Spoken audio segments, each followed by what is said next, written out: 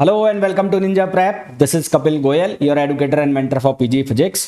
तो solid state physics के जो 30 मोस्ट इंपॉर्टेंट क्वेश्चंस हैं उसका लेक्चर नंबर सेकंड है आज। इसके पहले एक लेक्चर मैं ऑलरेडी आप लोगों को प्रोवाइड करा चुका हूं एंड आई होप कि आप लोगों ने वो क्वेश्चंस देख लिए होंगे, कर लिए होंगे। उसमें से जो नोट्स बनाने होंगे आपको वो बना भी लिए होंगे।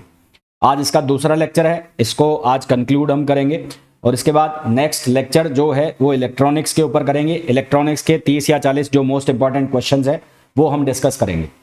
ये जो भी लेक्चर्स मैं आपको प्रोवाइड करा रहा हूँ, चाहे मैंने क्वांटम मैकेनिक्स के प्रोवाइड कराए, चाहे फिर वो सॉलिड स्टेट के हैं, और आगे आने वाले टाइम में भी जो लेक्चर्स आपको मिलेंगे ये यूजफुल होंगे यदि आप प्रिपरेशन कर रहे हैं जेकेपीएससी लेक्चरर एग्जाम के लिए, आरपीएससी लेक्चरर, चाहे वो फर्स्ट ग्रेड हो चाहे वो सेकंड ग्रेड हो, पंजाब लेक्चरर कैडर के लिए, साथ ही साथ यूकेपीएससी का जो लेक्चरर का एग्जाम है वहां पर ये उतने ही यूजफुल होने वाले हैं। तो मतलब जहां जो भी स्टेट जिसके अंदर ये जो सब्जेक्ट्स हैं ये सिलेबस में हैं तो ये लेक्चर्स वहां पर यूजफुल होने वाले हैं। तो जिस तरह से आपने वो जो पहला लेक्चर है उसको देखा है ना, उसी तरह से ये लेक्चर भी आपको देखना है। आपके जो नोट्स वगैरह जो आप बनाते हैं वो आप इसको देख के बना लेना। और जो भी इस वीडियो को देख रहा है सभी से रिक्वेस्ट रहेगी, प्लीज़ वीडियो को लाइक ज़रूर कर दे, चैनल को सब्सक्राइब ज़रूर कर दे। आपके वीडियो को लाइक करने से, चैनल को सब्सक्राइब करने से इन वीडियोज़ की रीच बनती है। आपकी तरह और भी लोग जो प्रिपरेशन कर रहे हैं वहां तक ये वीडियोज़ पहुंच जाते हैं। तो please do like the video and do subscribe the channel. तो चलिए स्टार्ट करते हैं आज का लेक्चर। पहला क्वेश्चन जो आपको दिख रहा है स्क्रीन के ऊपर, उसमें बोला गया है reciprocal lattice of a body centred lattice. BCC जो होता है, बीसीसी लैटिस, उसका रेसिप्रोकल लैटिस जो है वो क्या बनता है, ये पूछा गया है। तो ये बहुत ही सिंपल सा क्वेश्चन है, बहुत ही टुच्चा क्वेश्चन है।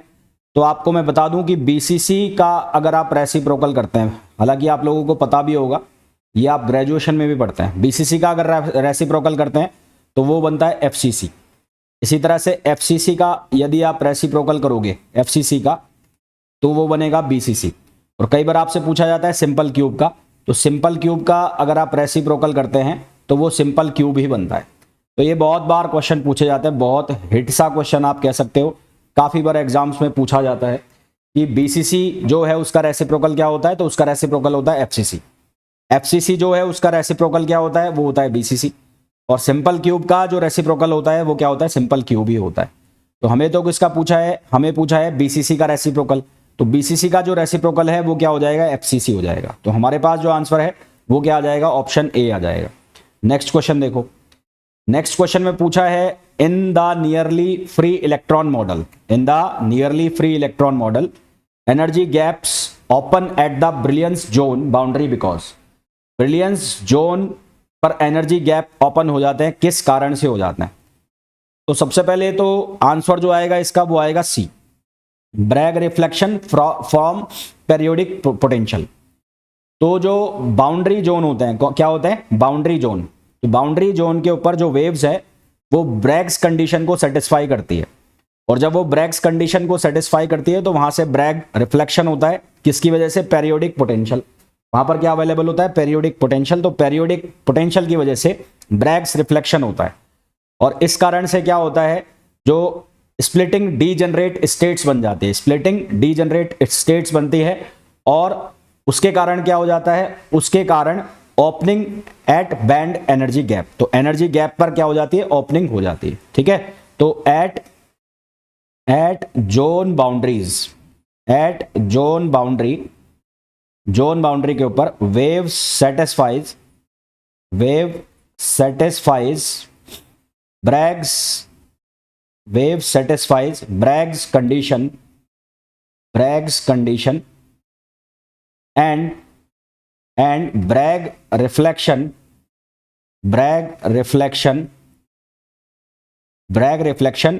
From periodic potential, Bragg reflection from periodic potential. Periodic potential की वजह से ब्रैग रिफ्लेक्शन हो जाता है, उसकी वजह से क्या होगा, splitting due to this splitting degenerate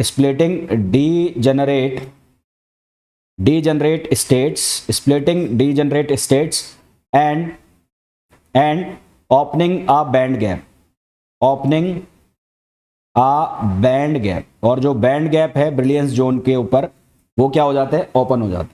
तो हमारे पास जो इसका करेक्ट आंसर है वो क्या आ जाएगा, C, Bragg reflection from periodic potential. Next question, Debye model predicts low temperature specific heat C proportional to T cube, C proportional to T cube, this arises because. तो ये किस लिए होता है, तो लो टेम्परेचर के ऊपर क्या होता है, लो टेम्परेचर के ऊपर केवल लॉन्ग वेवलेंथ जो है, केवल लॉन्ग वेवलेंथ, लो टेम्परेचर के ऊपर केवल long wavelength acoustic phonons are excited, acoustic phonon जो है वो क्या हो जाता है, एक्साइटेड हो जाता है, और उसकी वजह से जो डेंसिटी ऑफ स्टेट है जो कि प्रोपोर्शनल होती है ओमेगा स्क्वायर के, ओमेगा स्क्वायर के प्रोपोर्शनल होती है डेंसिटी, और ओमेगा प्रोपोर्शनल होता है किसके, के का मतलब है लीनियर डिस्पर्शन, और उसकी वजह से जो एनर्जी है वो प्रोपोर्शनल हो जाती है टी पावर 4 के, और जो स्पेसिफिक हीट है वो प्रोपोर्शनल हो जाती है टी पावर 3 के, टी पावर 3 के स्पेसिफिक हीट। ये सारी कहानी कहाँ चल रही है, लो टेम्परेचर पर चल रही है। तो लो टेम्परेचर पर लॉन्ग वेवलेंथ है, साथ ही साथ अकाउस्टिक फोनोन्स है, अकाउस्टिक फोनोन्स एक्साइटेड होते हैं, उसकी वजह से ओमेगा प्रोपोर्शनल होता है के। तो हमारे पास जो आंसर आ जाएगा वो क्या आ जाएगा, option C, option C acoustic phonons, acoustic phonons with linear dispersion, C answer इसका आ जाएगा। नेक्स्ट क्वेश्चन देखो, नेक्स्ट क्वेश्चन में बोला है the first Brillouin zone of a simple cubic lattice is, simple cubic lattice के लिए उसका जो फर्स्ट ब्रिलियन जोन है वो कौन सी शेप का होता है। पहला है ऑप्शन स्फेयर, दूसरा ऑप्शन दिया है आपको क्यूब, तीसरा ऑप्शन आपको दिया है ऑक्टाहेड्रन, और चौथा ऑप्शन दिया है आपको tetrahedron.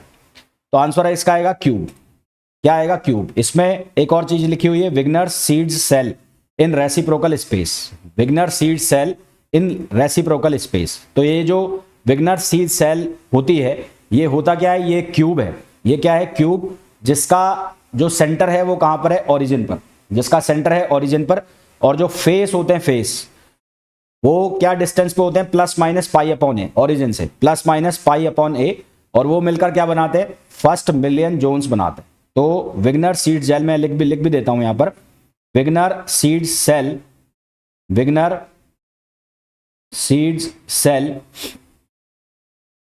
Cell is a cube, is a cube, centered is a cube centered at origin, centered at origin, origin with faces at plus minus pi upon a, with faces at plus minus pi upon a, plus minus pi upon a, making the first brilliance zone, making the first Brillouin zone, first Brillouin zone, ये क्या बनाता है, first Brillouin zone बना देता है। तो हमारे पास इसका जो सही आंसर है वो क्या आ जाएगा, वो आ गया बी। नेक्स्ट क्वेश्चन देखो, नेक्स्ट क्वेश्चन में बोला है which phenomena explains superconductivity as pairing of electrons via lattice vibration.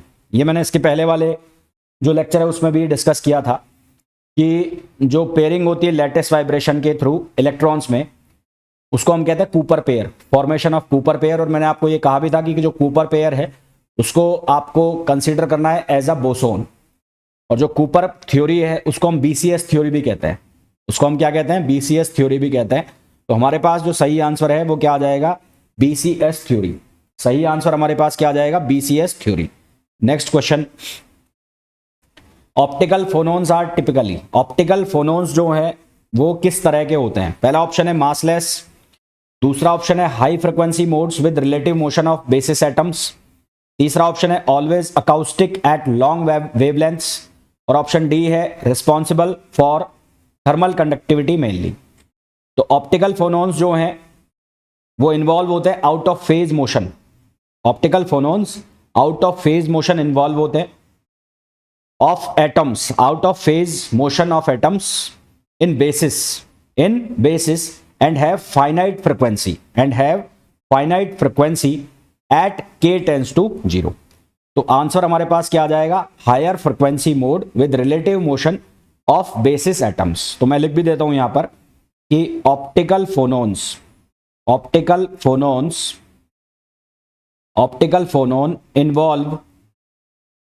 involves out of phase motion, out of phase motion of atoms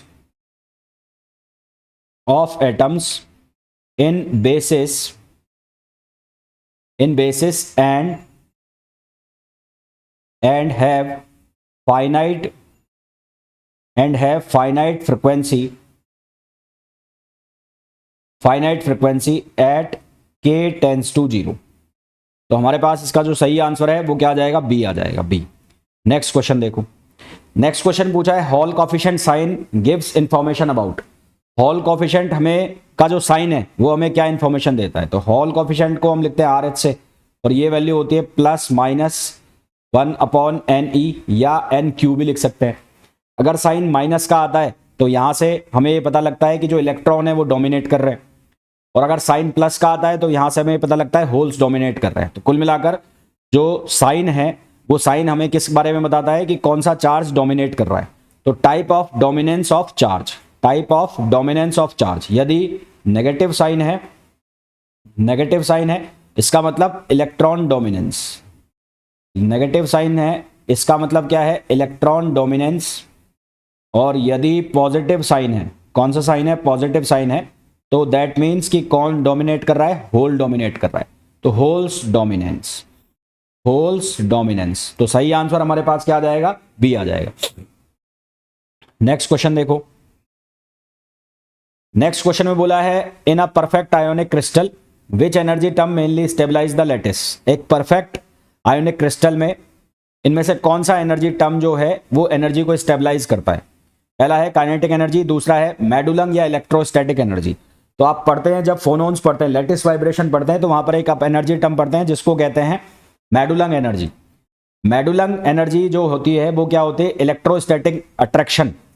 ये क्या होती है, electrostatic attraction between opposite charge, electrostatic attraction between opposite charge, जिसको यहां पर हम नाम देते हैं मेडुलम एनर्जी। क्या नाम देते हैं, मेडुलम एनर्जी। तो electrostatic attraction between opposite charge ions, between opposite charge ions provide dominance cohesive energy, provide dominates cohesive energy in ionic crystal.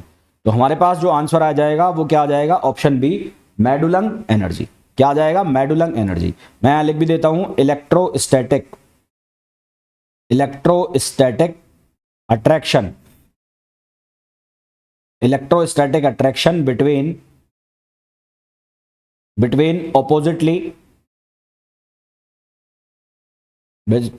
Oppositely charged ions, जिसको कहा जाता है Madelung energy. Opposite charge ions जिसको कहा जाता है Madelung energy provides dominates cohesive energy in ionic crystal.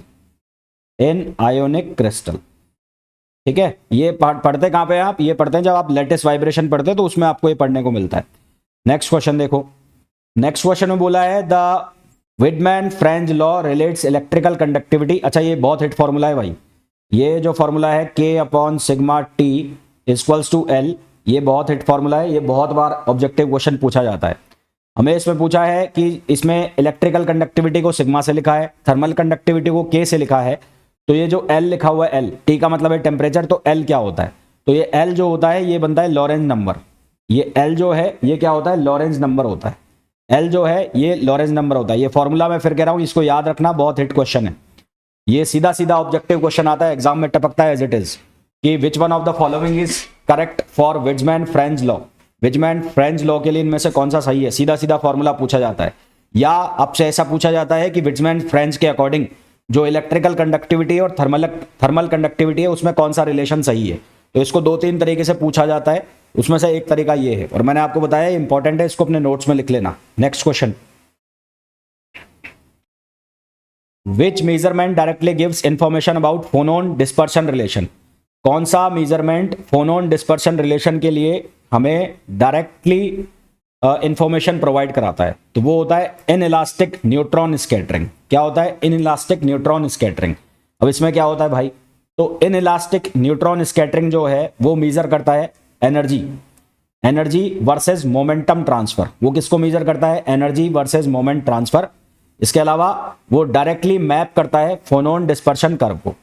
मैं वापस रिपीट कर रहा हूं, इनइलास्टिक न्यूट्रॉन स्कैटरिंग ये करता क्या है भाई? ये करता है जो एनर्जी है और जो मोमेंटम है उसके बीच में जो स्कैटरिंग है उसको मेजर करता है। साथ ही साथ उसके अलावा ये डायरेक्टली मेजर कर लेता है, डायरेक्टली मैप कर लेता है फोनोन डिस्पर्शन कर्व को। तो हमारे पास जो इसका सही आंसर है वो क्या आ जाएगा? Inelastic neutron scattering. Next question देखो। नेक्स्ट क्वेश्चन में बोला है as the isotopic mass of mercury decreases for superconducting state. तो सुपर कंडक्टिंग स्टेट के लिए आप एक टेम्परेचर का फॉर्मूला पढ़ते हो मास के साथ, तो वो फॉर्मूला होता है TC proportional to inversely proportional to 1/m। ये फॉर्मूला याद रखना, बहुत हिट क्वेश्चन है कि जो सुपर कंडक्टिंग स्टेट है उसमें टेम्परेचर और मास के बीच में क्या रिलेशन होता है। तो ये एक दूसरे के रेसिप्रोकल है।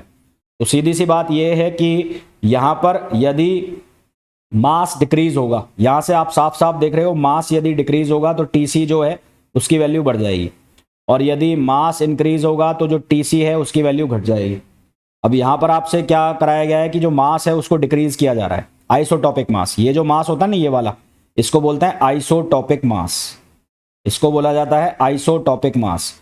तो ये आइसोटॉपिक मास यदि घट रहा है तो जो सुपर कंडक्टिंग स्टेट का जो टेम्परेचर है, जिसको क्रिटिकल टेम्परेचर बोलते हैं, वो बढ़ जाएगा। तो हमारे पास जो सही आंसर है वो क्या आ जाएगा? ए आ जाएगा, ए। तो करेक्ट आंसर हमारे पास क्या आ जाएगा? ए। नेक्स्ट क्वेश्चन देखो, पैकिंग फ्रैक्शन ऑफ एफसीसी। अब ये जो तीनों होते हैं एफसीसी, बीसीसी, एससी, इन तीनों के पैकिंग फ्रैक्शन याद रखना भाई, ये डायरेक्ट क्वेश्चन आते हैं। तो एफसीसी का जो पैकिंग फ्रैक्शन होता है, एफसीसी का हमें जो ऑप्शन दिया है उसके अकॉर्डिंग तो आप 0.74 लिख दो, वैसे 76% के आसपास आता है ऑप्शन।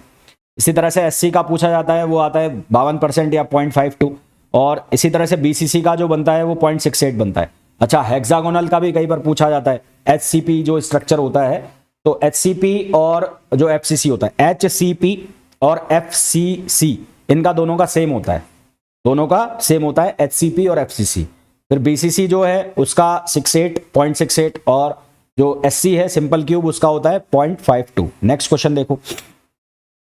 नेक्स्ट क्वेश्चन है at Neel temperature in a magnetic material. Neel temperature पर, जो मैग्नेटिक मटेरियल में नील टेम्परेचर होता है, उसमें जो सस्पेक्टेबिलिटी है मैक्सिमम होती है, सस्पेक्टेबिलिटी इज मैक्सिमम। अच्छा, ये नील टेम्परेचर क्या है? नील टेम्परेचर को यदि हमें एक्सप्लेन करना है तो इसको हम एंटी फेरोमैग्नेटिक मटेरियल की हेल्प से एक्सप्लेन कर सकते हैं। नील टेम्परेचर को यदि हमें एक्सप्लेन करना है तो नील temperature is explained with the help of anti-ferromagnetic material,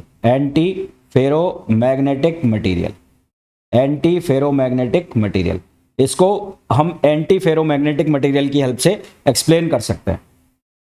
anti ferromagnetic material क्या होता है? एंटी फेरोमैग्नेटिक मटेरियल में एंटी पैरेलल अरेंजमेंट होता है, किसका? डाइपोल्स का।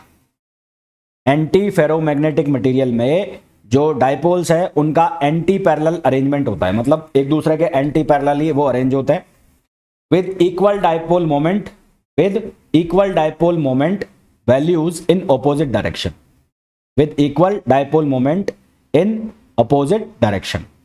ठीक है। तो एंटी फेरोमैग्नेटिक मटेरियल क्या होता है? तो anti ferromagnetic material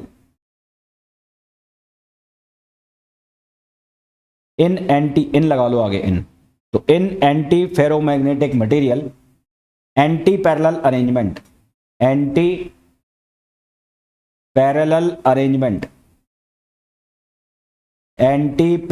arrangement of dipoles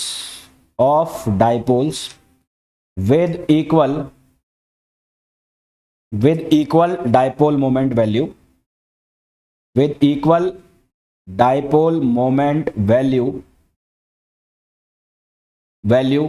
in opposite direction, equal dipole moment value with opposite direction। The value of spontaneous magnetisation is zero in these material. ये जो मटेरियल है एंटी फेरोमैग्नेटिक, इसमें जो spontaneous magnetisation है उसकी value क्या होती है? जीरो। ठीक है, और उसके अलावा जो सस्पेक्टेबिलिटी है, सस्पेक्टेबिलिटी की जो वैल्यू है वो होती है स्मॉल एंड पॉजिटिव। सस्पेक्टेबिलिटी की जो वैल्यू है वो होती है स्मॉल एंड पॉजिटिव। तो पहला मैं लिख देता हूं, in this material, in this material, in this material the value of spontaneous magnetisation,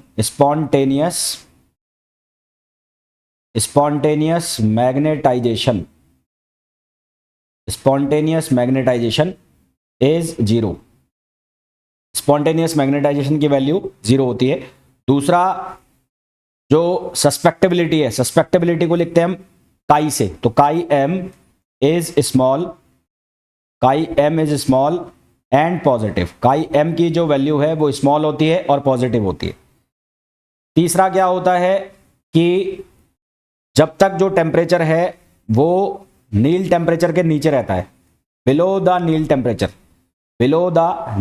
temperature, ये जो मटेरियल है ये कौन सा? एंटी फेरोमैग्नेटिक मटेरियल, बिलो नील टेम्परेचर के एंटी फेरोमैग्नेटिक ही रहता है। जैसे ही नील टेम्परेचर के ऊपर जाते हैं तो नील टेम्परेचर के ऊपर ये पैरामैग्नेटिक की तरह बिहेव करना स्टार्ट कर देता है। तो अबाव नील टेम्परेचर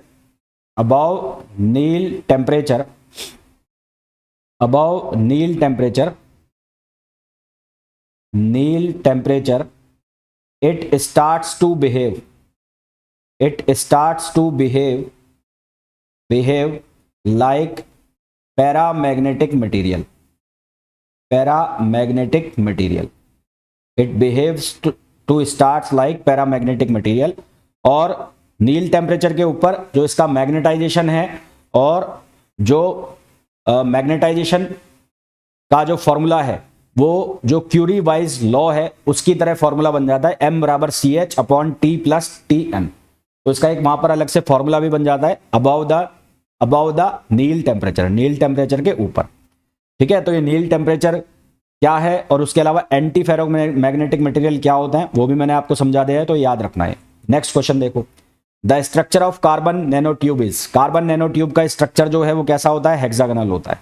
कैसा होता है? Hexagonal. Next, how many Bravais lattice are possible in the 3 dimension. तो 3 डायमेंशन के अंदर जो टोटल ब्रेविस लैटिस होते हैं 14। ये 14 ब्रेविस लैटिस 7 जो क्रिस्टल सिस्टम है उनमें बटे होते हैं। 7 क्रिस्टल सिस्टम जो होते हैं वो कौन कौन से होते हैं? एक होता है क्यूबिक, एक होता है ऑर्थोरोम्बिक, क्यूबिक ऑर्थोरोम्बिक, एक होता है टेट्रागोनल, एक होता है कौन सा? टेट्रागोनल, एक होता है मोनोक्लिनिक। ठीक है, एक होता है मोनोक्लिनिक, एक होता है कौन सा? ट्राइक्लिनिक, छठा होता है रोम्बोहेड्रल, ये वो है रोम्बोहेड्रल, और एक होता है 7वां हेक्सागोनल सिस्टम।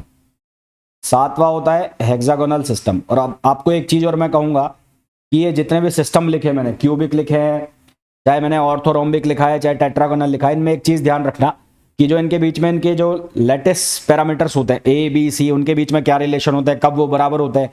एंगल जो होता है अल्फा बीटा गामा, वो 90 डिग्री कब है, कब वो 90 डिग्री नहीं है, तो वो भी ध्यान रखना क्योंकि वो डायरेक्ट क्वेश्चन बनते हैं। आपसे ऐसा पूछ लिया जाता है कि which one of the following is not correct for tetragonal. आपको लिख दिया कि A is not equals to B is not equals to C, alpha is equals to beta is equals to gamma is equals to 90 degree. तो ऐसे कुछ relation आपको बना के देंगे और आपसे पूछा जाएगा कि ये इनमें से कौन से क्रिस्टल सिस्टम के लिए सही है, तो वो आप याद रखना, वो ऑब्जेक्टिव क्वेश्चन बनता है direct. Next, a material exhibits spontaneous magnetization. ऐसा मटेरियल जो स्वतः, स्पॉन्टेनियस मैग्नेटाइजेशन का मतलब है स्वतः, तो स्वतः चुंबकन प्रदर्शन करता है, तो वो कौन सा होता है? फेरोमैग्नेटिक मटेरियल होता है। कौन सा होता है? फेरोमैग्नेटिक, है ना, वो कौन सा होता है? फेरोमैग्नेटिक मटेरियल होता है। Next, the free electron density in a super conductor is, super conductor में जो फ्री इलेक्ट्रॉन डेंसिटी होती है अतिचालकता में स्वतंत्र इलेक्ट्रॉन घनत्व फाइनाइट होता है एब्सोल्यूट जीरो टेम्परेचर पर। क्या आंसर आएगा? Finite at absolute zero temperature, finite at absolute zero temperature. Next, which of the following is not a strong bond, इनमें से कौन स्ट्रॉन्ग बॉन्ड नहीं है? कोई भी जो बॉन्ड है वो कितना स्ट्रॉन्ग होगा ये इस बात से डिपेंड करता है कि उसके बीच में किस तरह की बॉन्डिंग हो रही है। तो अगर मैं वांडरवाल बॉन्ड की बात करूं तो वांडरवाल बॉन्ड जो है वो किससे फॉर्म होता है? वो small interaction between the molecules के बीच में स्मॉल इंटरेक्शन की वजह से वांडरवाल फोर्स जो है, वांडरवाल बॉन्ड है वो बनता है। और ये जो स्मॉल इंटरेक्शन है वो किस फोर्स की वजह से आता है? वीक फोर्स की वजह से आता है। किस फोर्स की वजह से आता है? वीक फोर्स की वजह से आता है। इसलिए जो हमें 4 तरह के बॉन्ड लिखे हैं, आयोनिक, मेटालिक, कोवेलेंट और वांडरवाल, तो इनमें से सबसे जो कमजोर बॉन्ड बनेगा वो कहां पर बनेगा? वांडरवाल में बनेगा। वो कहां पर बनेगा? वांडरवाल में। अब इस क्वेश्चन को आपसे ऐसे भी पूछा जा सकता था कि इनमें से सबसे स्ट्रांग कौन सा होगा, तो इनमें से सबसे कौन सा स्ट्रांग होगा ये आप लोगों के लिए होमवर्क है।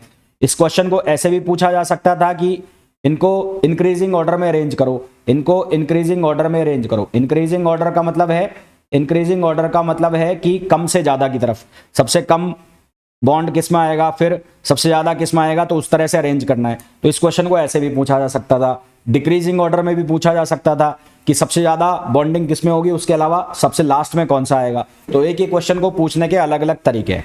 तो यहां पर तो खैर इसमें जो सबसे स्ट्रांग नहीं है वो वंडरवॉल है। अब आपको ये बताना है कि सबसे स्ट्रांग कौन सा है, आयोनिक है कि मेटालिक है कि कोवेलेंट है। फिर अगर ये आप बता पाओ तो इसमें फिर ये भी बताना कि इनमें इंक्रीजिंग ऑर्डर क्या होगा, सबसे कमजोर कौन सा होगा, से आपको जाना है किधर की तरफ, सबसे ज्यादा जो मजबूत होगा। ठीक है, तो ये थे क्वेश्चंस सॉलिड स्टेट फिजिक्स के। एंड आई होप जितने भी क्वेश्चंस हमने करे हैं वो आपको बहुत अच्छे से समझ आ गए होंगे। मिलते हैं नेक्स्ट वीडियो में। Till then thank you, bye bye.